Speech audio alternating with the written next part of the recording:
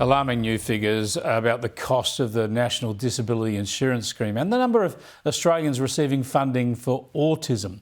As we've told you before, the NDIS costs taxpayers a whopping $50 billion a year, and that's expected to double within a decade. And it's not hard to see why. The Telly reports the number of Australians receiving NDIS funding for autism has more than doubled over the past 5 years to more than 200,000. And the cost to taxpayers is just over $9 billion last financial year. Let me bring in child and adolescent psychologist Clare Rowe. Good to talk to you again, Clare. We've talked about this issue before, but it seems to be going in the same direction still. You're suggesting that parents are actively shopping for the right diagnosis to get NDIS funding. Yeah, good to be with you, Chris. Well, look, if we take it at face value, that is at an explosion in our first world country of Australia of our children being diagnosed with a lifelong developmental disorder. And that's what we really have to stand back and take stock of. And of course, yeah, we can posit different reasons for that, and we can say, oh, well, you know, are autism rates increasing? Maybe we should look at why.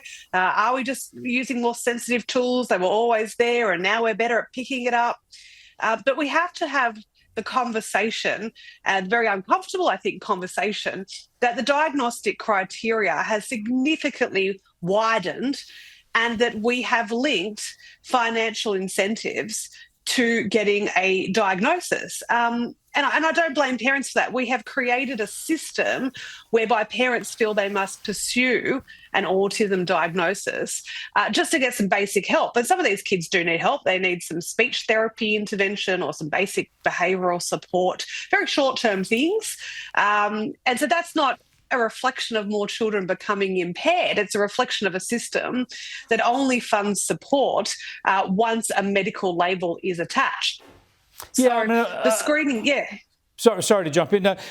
Yeah, of course, those who need it, and the more severe cases especially, need that sort of help. But as you've explained before, there are various levels of autism as well. And if there's a diagnosis about a lower level of autism, parents can be in the situation where they might need to fund some extra activities or education or programs themselves. But if that diagnosis can be lifted to the NDIS level, then of course government pays that. So there is a perverse incentive there, right?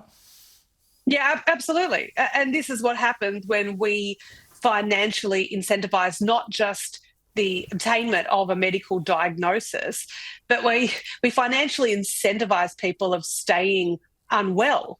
And so when the government announces they're going to fix this by this thriving kids model and different programs, it has to be built on a fairer foundation, and it has to be not linked with the diagnosis in the first place, rather linked to functional impairment or support that people need. And as you said, autism is real.